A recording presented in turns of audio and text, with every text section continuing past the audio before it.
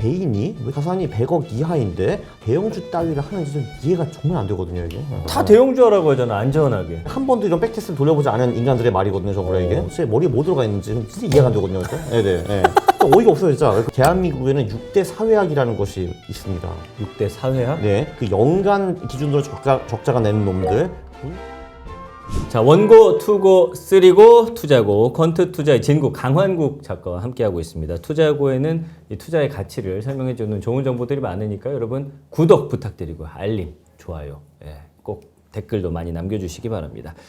자, 2부에서는 그러면은 좀 더 자세히 들어갑니다. 그렇다면 뭘 사야 되냐 이거예요.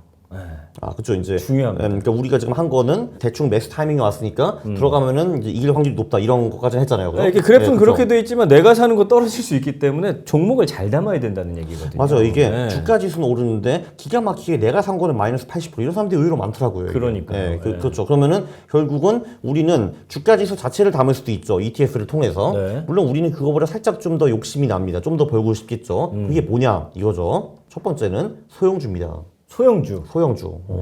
소형주는 시가총액이 낮은 기업을 의미하는 거고요. 이게 소형주가 되겠죠. 그래서 이 그래프 하나 이제 보여드릴게요. 자, 이 그래프가 이제 뭐냐 하면은 한국에 있는 기업들을 시가총액으로 나눈 거예요. 그 10개 분위로. 그러니까 한마디로 그쪽 이쪽이 이제 소형주고요. 이거 연복리 45%. 그리고 이쪽은 대형주 연복리 9%입니다.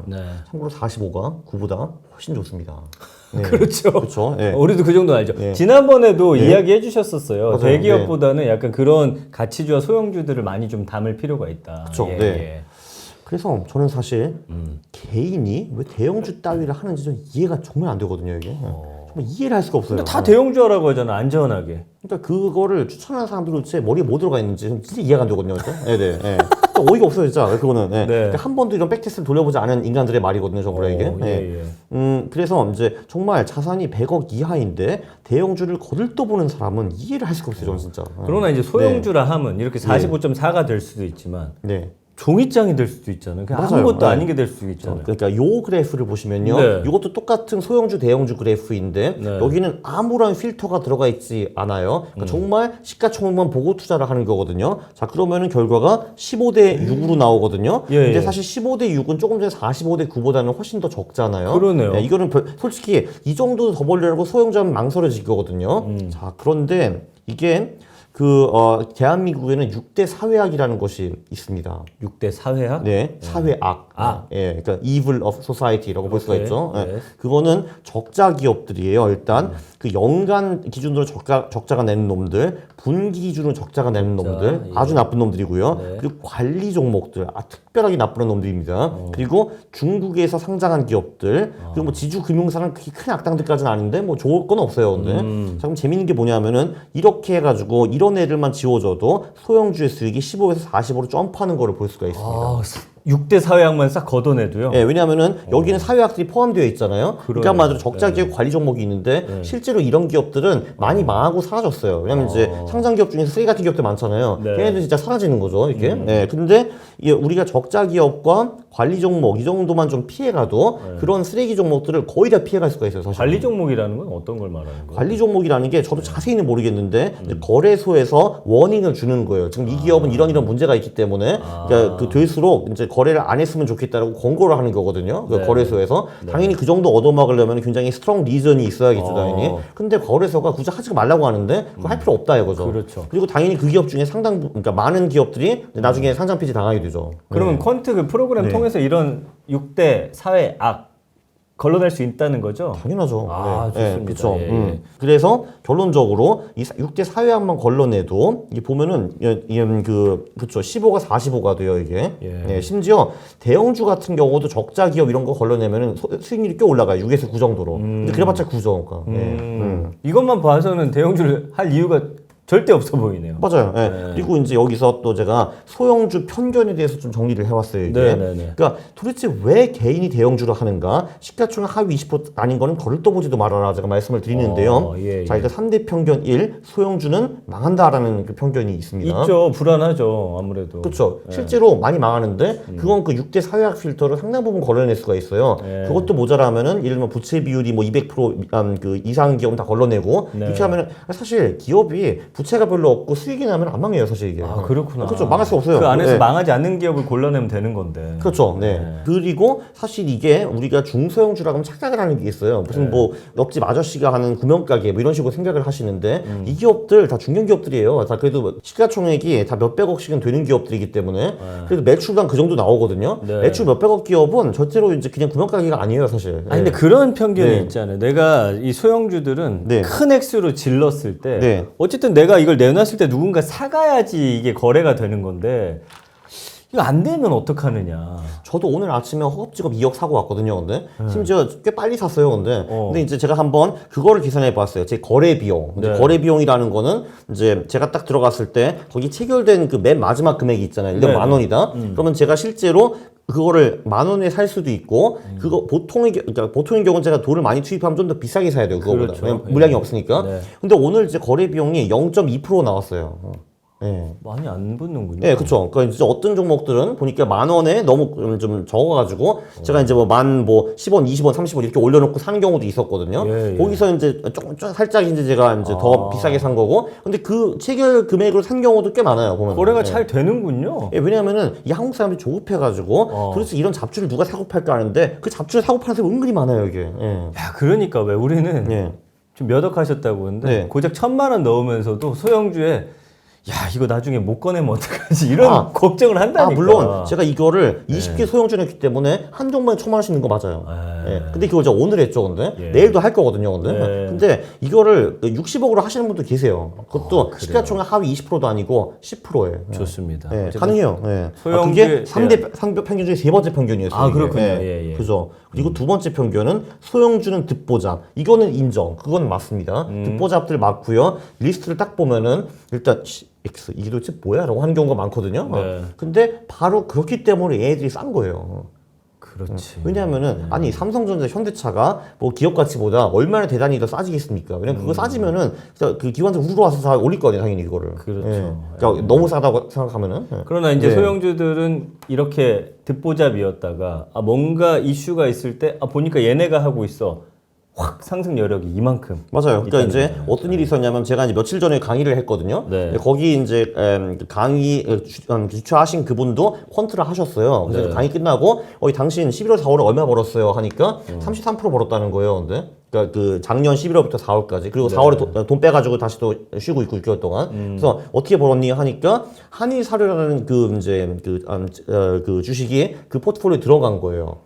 걔가 6배 올랐거든요. 네. 왜냐면 걔는 정말 듣보잡이고 아무도 안 보고 있는 누가 사료주 따위를 사요. 근데 개돼지가 먹는 거를 근데 그래서 그 이상도 안 써. 개돼지가 먹는 그걸 만드는 거를 왜 사냐 하는데 갑자기 그 러우 전쟁이 터졌잖아요. 그래서 훅 간 거죠. 얘가 근데 한마디로 그때. 가격이 올라가니까. 6배. 예.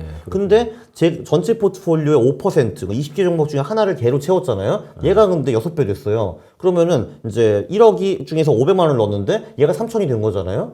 얘가 전체 포트폴리오를 구한 거죠, 한마디로. 그러네요. 예. 근데 이렇게 말씀하시죠. 야, 그건 운이잖아. 한일사료 그거 원오프 아니냐 하는데, 근데 해보면 이게 원오프가 아니라는 걸 알게 돼요. 이런 경우가 너무 많기 때문에, 요거는 하나의 그 되게 단편적인 사례일 뿐이에요. 와, 되게 많아요, 이런 거. 10개 예. 중에 한 몇 개만 쭉 그런 식으로 가도 포트폴리오가 아주 만족스럽게. 아니죠. 심지어 20개 중에 한 놈만 이렇게 가도 이렇게 된다니까요. 그런 이게. 거예요. 왜냐면은 500이 3천이 됐잖아요. 네. 그럼 얘 혼자서 그 전체 포트폴리오 1억이니까 30% 수익이 난 거예요. 네. 나머지들이 전부 다 똔똔이라 하더라도 30%건 거예요. 아, 그렇군요. 그 반년 만에. 그럼 충분하죠, 사실. 19개가 빵 프로, 얘 혼자 그 6배. 그러면 30%번 거예요. 심지어 몇 개가 합쳐가지고 마이너스 한 5% 났다고 그렇죠. 한들 그래도 25%. 맞아요. 가져간 그렇죠. 거네요. 맞아요. 그렇죠. 맞아요. 예. 근데 작년 11월에서 4월까지 25% 보면 대단히 많이 번 거거든요. 그때 네. 장이 쭉쭉 빠졌으니까. 네. 좋습니다. 여러분 퀀트 할 땐 소형주에 좀 더 주목해 보시기 바랍니다. 자, 이번에는 그 자산 배분 무작정 네네. 따라하기 한번 해보면 어떨까 싶은데 예. 우리 강 작가님 저서에 이제 자산 배분의 핵심을 장기적으로 우상향하는 자산군을 매수하고 네. 상관성이 낮은 자산군에 투자하고 네. 자산군별 변동성 비슷하게 유지하라고 쓰셨던데 네. 요거 좀 쉽게 좀 설명을 해주세요. 쉽게요. 일단은 그 요 표를 한번 이제 보시면요. 예. 그 자산 배분이라는 게 사실 굉장히 심플합니다. 그 우리가 투자를 해서 돈을 잃는 이유는 네. 주식시장이 많이 박살나서 그런 경우가 사실 많아요. 그쵸. 그럼 주식시장이 박살나면은 내가 주식을 뭘 들고 있어도 다 같이 박살나거든요. 네. 그냥 뭐 좀 덜 잃네, 더 잃네 이 정도 차이인데 사실 우리는 주식시장이 떨어질 때 오르거나 아니면 최소한 가치는 떨어지지 않는 놈들을 같이 갖고 있으면 돼요. 네. 근데 그게 이 표에서 그냥 뚜렷이 보여요. 한마디로 예를 들면은 물가가 상승하고 경제가 좋으면요, 그 주식이 뭐 그럭저럭 괜찮아요 이게 네. 경제가 좋으니까. 네. 채권은 작살나요. 왜냐면은 이제 물가가 상승하면 금리가 올라가고 채권이 떨어지기 때문에. 네. 실물 자산은 보통 오르죠. 왜냐면 물가 상승하는 요인 중에 하나가 사실 실물 자산이 오르는 거잖아요. 네. 물가가 오른다든지 뭐 원자재 값이 오른다든지. 그리고 예를 들면 이제 물가가 상승하고 경제가 안 좋을 때는 지금 아니에요? 그렇죠. 예. 네. 그래서 주식과 채권이 둘 다 박살나는 건데 이것도 이 이론은 충분히 설명이 돼요. 예. 실물 자산은 보통 버텨요. 상반기까지는 원자재가 잘 버텼고 여기서 좀 빠진 자산 하나 있는데 달러라는 자산이 있어요. 네. 그 달러도 보통은 이럴 때 좀 빛을 보이죠. 올해도 그랬고요. 네. 예. 그리고 한마디로 달러와 주식은 거의 반대라고 보시면 돼요, 이게. 그리고 여기 세 번째, 물가가 하락하고 경제가 좋은 거. 이거는 주식과 채권이 둘 다 잘 나가고, 그래서 실물 자산은 좀 별로. 예, 그리고 네 번째가, 경제는 안 좋고 물가가 하락한다. 예. 그러니까 여기서 물가가 하락한다는 거는 이제 실제로 디플레이션이 온다는 건 아니고, 인플레이션이 매우 낮다. 뭐 이런 식으로 보시면 돼요. 네. 그럼 이럴 때는 보통은 주식은 안 좋고, 채권은 좋고, 실물 자산도 별로인데, 2008년 후에는 연준이 치트키를 써가지고 돈을 막 뿌려요. 왜냐면 이제 경제가 안 좋기 때문에, 네. 그리고 물가가 어느 정도 이제 안정되었다고 생각하니까 돈을 막 뿌리거든요. 그때는 이 세 개가 다 오를 수가 있어요. 이렇게. 그럼 이걸 외우라 하는 거는 지금 상황이 어떤 상황인지를 봐서 어디 투자할지를 정하라 이거잖아요, 그렇죠? 근데 그걸 사실 할 수가 없어요. 왜냐면은 지금은 우리가 요 시나리오 있는 게 맞거든요, 제 생각에는. 예, 시나리오 2에 있는데 네. 사실 지금이 우리가 어디인지는 별로 중요하지 않거든요. 우리가 미래로 어디로 갈까가 중요한데 네. 사실 시나리오가 4개가 다 있어요. 한마디로 우리가 계속 2번으로 꽤 오래 있을 수도 있는 거고 아니면 3번, 4번 또는 1번으로 갈 수도 있는 거거든요. 네. 우리가 알 수가 없어요. 그 대신에 여기 핵심 이슈는 어떤 계절이 오든 잘 나가는 자산이 있고 못 나가는 자산이 꼭 있거든요. 네. 그러니까 여기 있는 거 통으로 다 사면 돼요, 그냥. 아. 네. 왜냐면 여기 이거 통으로 다 사면은 어떤 시나리오가 오든 내 포트폴리오가 전부 다 망가지는 경우는 별로 없거든요. 이게. 아, 이거를 분할해 갖고 이 모든 시나리오를 다 사란 얘기예요, 그러면? 그러니까 이 4개 시나리오가 이 중에서 어떤 게 올지 모르기 때문에 결론적으로 주식과 채권과 실물 자산을 다 삼고 세 있어야 개를 다 사라. 네, 그죠. 네. 우리가 지금 상황에서 처해 있는 경제 상황 이 네. 4개 중에 하나가 될 것이니까 그죠. 네. 그 중에 이제 3개를 비율만 조정하면서 가지고 있으면 네. 어느 정도 선방할 수 있다 이런 거군요. 그렇죠. 지금 그러면 작가님의 지금 그 자산 배분은 어떤 식으로 지금 돼 있습니까, 현재로? 그러니까 사실 제가 사실 솔직히 말해서 요거는 안 하고 있어요. 저 같은 경우 동적 자산 배분이라는 거를 예. 하고 있는데 네. 그거는 한마디로 제가 여기서 보여드린 요 내용은 요것만 끝내면은 그러니까 한마디로 이거는 그러니까 주식 비중이 이렇고 네, 채권 네. 비중이 이렇고 실물 자산이 이렇고 예. 이 비중을 바꾸지 않아요. 똑같이 가는 거예요, 이걸로 그냥. 근데 지금 레고랜드 사태 때문에 우리나라 채권 장난 아니잖아요. 지금 가격이 올라가고 있다고 들었는데 혹시 그거 아세요? 잠깐만 채권 가격이 올라간다고? 내려가는 게 아니라? 내려갔죠. 참 내려갔죠. 예, 그렇죠. 그렇죠. 그러면은 당연히 이쪽은 빠지겠죠. 근데 지금 여기 포인트는 이거를 다 같이 투자하는 거잖아요. 이 5개를. 그렇죠. 예, 그러니까 한마디로 그럼 이럴 때 비율을 좀 줄입니까? 국고채 같은 아니요. 그러니까 이 버전은요. 그냥 똑같이 냅두고 한 1년에 한 번 비중을 맞추기만 하는 거예요. 아, 비율만. 그렇죠. 그래서 그러니까 이거를 소위 정적 자산 배분이라고 해요. 거의 안 움직이니까. 네네네. 그래서 말씀하신 대로 예를 들면 한국 국고채가 빠졌다 하는데 그러면은 나머지 4개를 다 같이 빠지면 문제가 되는데 이제 그렇지는 않다 이거죠. 이게. 네. 그리고 그래서 저는 근데 뭘 하냐 하면은 저는 비중을 바꾸는 식으로 투자를 해요. 한마디로 최근에 잘 나간 자산군을 사고 특히 주식일 경우에 사고 최근 장이 안 좋으면 다 팔아버리고 안전자산으로 넘어가는 동적자산 배분이라는 거를 사용을 해요. 저는. 그렇군요. 네. 그럼 그동안에는 그 아까 말씀하신 대로 주식 비중 좀 뺐다가 이제 다시 좀 늘려가는 그런 추세인 겁니까? 뭐 그렇죠. 예. 아니죠. 지금 제 동적자산 배분 전략은 전부 다 현금에 가 있어요. 현금에 지금 가 있어요. 예, 왜냐하면은 지금 장이 안 좋았으니까 계속. 네. 예, 한마디로 장이 돌아가고 실제로 오른 후에 동적자산 배분은 다시 주식이 올라가게 돼요. 알겠습니다. 예. 그렇죠. 잠깐만. 그래서 근데 제가 이거를 나도 안 하면서 왜 추천하냐라는 이유가 있는데 이제 동적자산 배분 같은 경우는 결국은 장이 빠지면 손절하고 나가고 안전자산으로 대피하고 장이 다시 이제 올라가기 시작하면 거기 다시 점프인 하는 방법이거든요. 네네. 근데 어차피 대부분 투자자들은 이 컨셉을 이해하기 어려울 뿐만이 아니라 어차피 잘 못해요. 그 결국에는 종목 하나 정해놓고도 언제 사고 언제 파느냐 이거 우리가 힘들어하는 것처럼 이것도 마찬가지네요. 그렇죠? 그 대신 동적자산 배분은 기기적으로 그걸 하는 거죠. 룰이 딱 나와 있으니까. 그러니까 제가 예를 들면은 뭐 카카오 주식을 샀으면은 얘를 언제 팔지 그런 거에 대해서 룰이 하나도 없잖아요. 네. 동적자산 배분은 기기적으로 룰이 나와 있어요. 한마디로 그 A, B, C가 되면은 들어간다, D가 되면 나온다, 뭐 이런 식으로. 근데 어차피 그거를 제대로 할 수 있는 사람이 별로 없다고 보거든요. 때문에. 왜냐면은 계속 그거는 장이 빠질 때 손절하는 게 포함되어 있는데 또 한국 투자자를 못하는 게 그거잖아요. 손절 못하는 거. 손절 못해요. 예. 근데 이 전략은 한마디로 뭐 별로 할 게 없어요. 예. 한마디로 손절도 안 하고 그냥 계속 이 비중을 유지만 하는 거기 때문에 그 이제 일반 투자자들이 심리적으로 지키기 가장 편하다고 생각해가지고 제가 이걸 책임졌어요. 저는 안 하면서도. 예.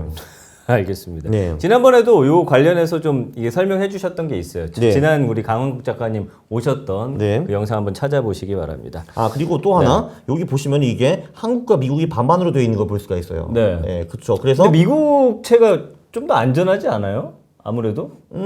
아니 꼭 그렇다고 볼 수는 없어요. 한국도 어차피 그래요? 망할 가능성 별로 없으니까 사실. 예. 예. 그래서 근데 전 진짜- 세계에서 자산이 만약에 네. 두 개 중에 하나를 고르라고 한다면 미국 채를 고를 것 같은데.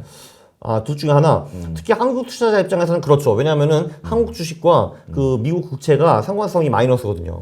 네, 그렇기 때문에. 그런 어쨌든 이 비중으로 하면은 크게 손해 볼 일은 없다. 그렇죠. 왜냐면 이게 어떤 보면은 상황에서도. 이게 보면은 여기 달러에 또 직간접적으로 투자가 돼 있는 거잖아요. 이게 네, 네. 미국 채권과 미국 그 주식에 그렇기 때문에 그 올해 같은 사태가 오면은 그 달러화가 또 이제 우리의 투자를 상당 부분 또 보호를 해주죠. 근데 이제 퀀트에 처음 이제 진입하신 분들은 사실 네. 뭐 채권, 실물 자산 이런 거 좀 복잡하고 어렵다고 생각하니까 ETF로 사는 거죠, 그냥. 다. 그냥 ETF로 네. 사버리면 그죠, 되는 네. 거예요. 아, 알겠습니다. 그냥 주식만 갖고 하면 안 됩니까? 퀀트로? 퀀트 주식 전략들은요, 그냥 보통 20년 하면은 반토막 한 2번 얻어 터지고, 그리고 20% 얻어 터지는 게 한 7번에서 10번 정도로 보면 돼요. 그러니까 한마디로 2, 3년에 한 번은 20% 얻어 터질 각오를 하고, 10년에 한 번은 50% 일을 각오를 하고, 그게 괜찮다고 하면 하세요. 네, 그렇죠. 좋습니다. 여러분 네. 이렇게 배분해서 해야 하는 이유를 지금 설명을 해주셨습니다. 그쵸, 네. 예. 자, 2부에서는 우리가 이제 퀀트 투자를 하면서 소형주에 좀 더 집중하시고 자산 배분 어떻게 할 것인지에 대한 이야기를 좀 나눠봤고요. 네. 3부에서는 좀 더 저희가 이 책 안에 있는 대로 전략을 하나 좀 자세히 좀 아, 파보는 네네. 시간을 네네. 가져보도록 하겠습니다. 네. 여러분 투자고 잠시 후 3부에 돌아올게요.